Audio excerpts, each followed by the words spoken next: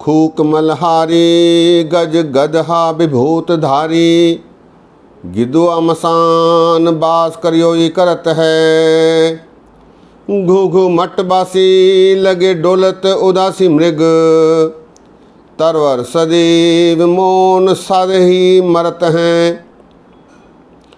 बिंद के सधैया ताहे हीज की बड़ैया देत, बंदरा सदैव पाए नांगे फिरत हैं।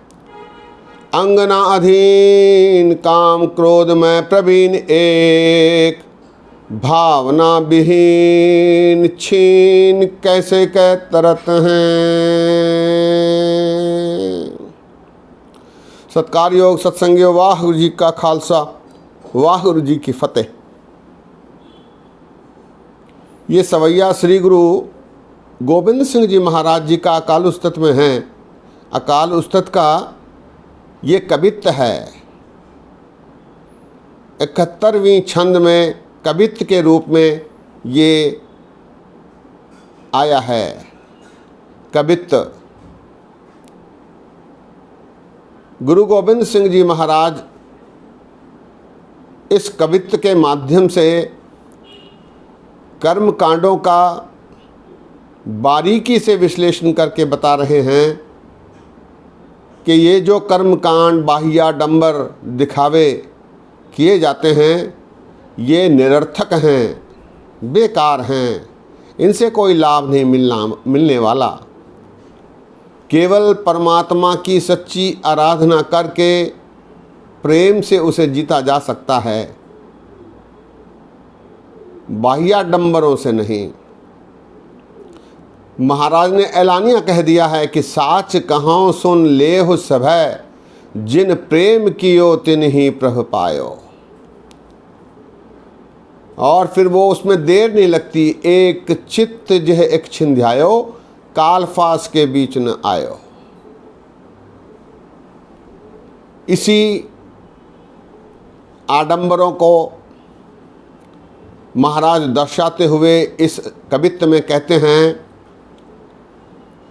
खूक मलहारी गज गदहा विभूत धारी, गिदुआ मसान बास करियोई करत है। खूक कहते हैं सूर को, सुअर को। खूक मलहारी, कुछ घोरी साधु होते हैं जो शमशान घाटों में रहकर जली हुई मांस, जले हुए शरीर के मांस को खाते हैं, अर्थात गंदगी खाते हैं, और ये समझते हैं कि ऐसा करने पर उन्हें मुक्ति मिल सकती है, जीवन में सफलता मिल सकती है। महाराज कहते हैं कि ऐसा यदि है तो सूअर खूक सबसे ज़्यादा गंदगी खाता है, फिर उसका क्यों जीवन मुक्त नहीं होता, उसे क्यों नहीं मुक्ति मिलती। खूक मलहारी गज गदहा विभूत धारी। कुछ साधु सन्यासी ऐसे होते हैं जो अपने शरीर पर मिट्टी को मलकर, खाक को मलकर, राख को मलकर साधना करते हैं और ये समझते हैं कि उन्हें ऐसा करने पर मुक्ति मिलेगी, जीवन उनका सफल होगा। महाराज कहते हैं गज और गधा, गज कहते हैं हाथी को, गधा, ये दोनों भी अपने ऊपर हमेशा मिट्टी डाले रहते हैं। गधा ज़मीन पर लौटकर मिट्टी में लौटता है, हाथी अपने ऊपर सूंड से मिट्टी गिराता रहता है, मिट्टी में लिपटा रहता है, लेकिन उन दोनों को कभी मुक्ति नहीं मिलती। फिर ऐसे खाक मलने वालों को मुक्ति कैसे प्राप्त होगी। खूक मलहारी गज गदहा विभूत धारी, विभूत कहते हैं राख को, गिदुआ मसान बास करियोई करत हैं। गिद्ध कहते हैं गीदड़ को। गीदड़ हमेशा शमशान के पास ही रहता है, गड़े हुए मुर्दों को निकालकर खाने की कोशिश में रहता है। महाराज कहते हैं कि कुछ ऐसे हठी होते हैं जो शमशान में रहकर साधना करते हैं और समझते हैं कि उन्हें मुक्ति मिलेगी। महाराज कहते हैं कि फिर तो गीदड़ को भी मुक्ति मिल जानी चाहिए, वो सदैव शमशान घाट में रहता है। खूक मलहारी गद गदहा विभूत धारी, गिदुआ मसान बास करियोई करत है। घूघू मट बासी लगे डोलत उदासी मृग, तरवर सदीव मौन साधे मरत हैं। आगे महाराज कहते हैं घूघू मट बासी, घूघू कहते हैं उल्लू को। उल्लू अंधेरे में रहता है। कुछ ऐसे भूले भटके लोग मठ में अंधेरा करके अंधेरे में साधना करते हैं, तपस्या करते हैं और समझते हैं कि उन्हें सफलता मिलेगी। महाराज कहते हैं उल्लू सदैव अंधेरे में रहता है, फिर उसे क्यों नहीं मुक्ति मिलती।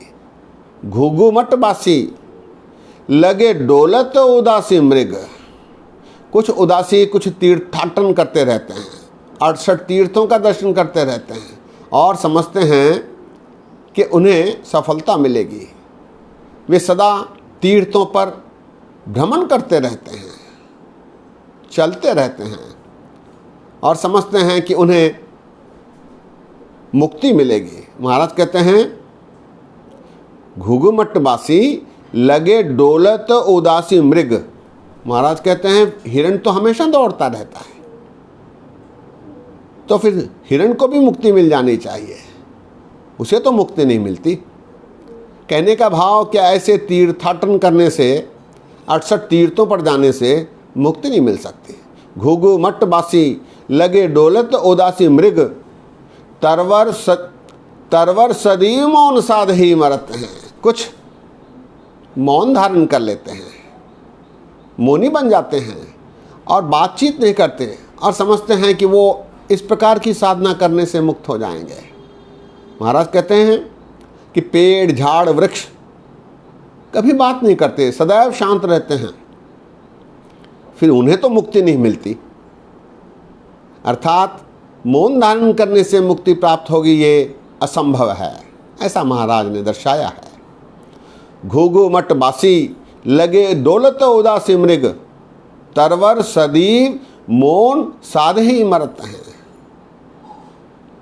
आगे महाराज कहते हैं बिंद के सधैया ताहे हीज की बड़ैया देत, बंदरा सदीव पाए नांगे ही फिरत हैं। बिंद के सधैया, बिंद को साधने वाले, अपने वीर्य को बचाने वाले ब्रह्मचारी जो काम वासना से रहित रहते हैं और समझते हैं कि ब्रह्मचर्य के माध्यम से उन्हें मुक्ति मिलेगी।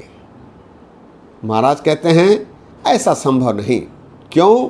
क्योंकि जो हिजड़े होते हैं वो तो कभी काम वासना में रत नहीं होते, उनके बिंद की सदैव, उनका बिंद सदैव सुरक्षित ही रहता है। फिर ऐसे हिजड़े मुक्ति नहीं पाते। बिंद के सदैया ताहे हीज की बड़ैया देत, बंदरा सदी पाए नांगे फिरत हैं। कुछ उत्साही, कुछ भूले भटके लोग नंगे पैर चलकर अपने आप को मुक्ति पाने की ओर अग्रसर करते हैं, सदैव नंगे पैर रहते हैं और ये समझते हैं कि ऐसा करने पर उन्हें मुक्ति मिलेगी। महाराज कहते हैं बंदर तो सदैव नंगे पैर रहता है, फिर उसे मुक्ति क्यों नहीं मिलती। बिंद के सधैया ताहे हीज की बड़ैया देत, हीज कहते हैं हिजड़े को। बिंद के सधैया ताहे हीज के बड़ैया देत, बंदरा सदीव पाए नांगे ही फिरत हैं। अंतिम पंक्ति में महाराज कहते हैं अंगना अधीन काम क्रोध में प्रवीण एक, भावना विहीन छीन कैसे के तरत हैं। कुछ स्त्रियों के वश होकर, काम वासना में रत होकर अपने आप को मुक्ति पाने की ओर अग्रसर करते हैं। ऐसा करने से भी मुक्ति मिलना संभव नहीं है। अंगना अधीन, अंगना अर्थात स्त्री, काम क्रोध में प्रवीण, काम और क्रोध में प्रवीण होकर भी अंगना अधीन काम क्रोध में प्रवीण एक, भावना विहीन, भावना अर्थात सच्चा प्रेम, गुरु की सिफत, सलाह, नाम जपना, हाथ पांव कर काम सब, चित निरंजन नाल, ऐसी प्रवृत्ति रखना, भावना पूरी रखना परमात्मा के साथ, तभी तरा जा सकता है। महाराज कहते हैं भावना विहीन छीन कैसे के तरत हैं। वो कैसे तरेंगे जिसमें भावना न हो, प्रेम न हो, सच्ची सिफत करने की सलाह न हो। अंगना अधीन काम क्रोध में प्रवीण एक, भावना विहीन छीन कैसे कह तरत हैं। कवित्व एक बार फिर। खूक मलहारी गज गदहा विभूत धारी, गिद्दुआ मसान बास कर योगी करत हैं। घूघू मटबासी लगे डोलत उदासी मृग, तरवर सदी मोन साधे ही मरत हैं। बिंद के सधैया ताहे हीज की बड़ैया देत, बंदरा सदी पाए नांगे ही फिरत हैं। अंगना अधीन काम क्रोध में प्रवीण एक, भावना विहीन छीन कैसे कह तरत हैं। गुरु महाराज ने अनेक उदाहरण देकर ये समझाया है कि ये जो कर्मकांड किए जा रहे हैं ये बेकार हैं, व्यर्थ हैं, व्यर्था ही जाएंगे।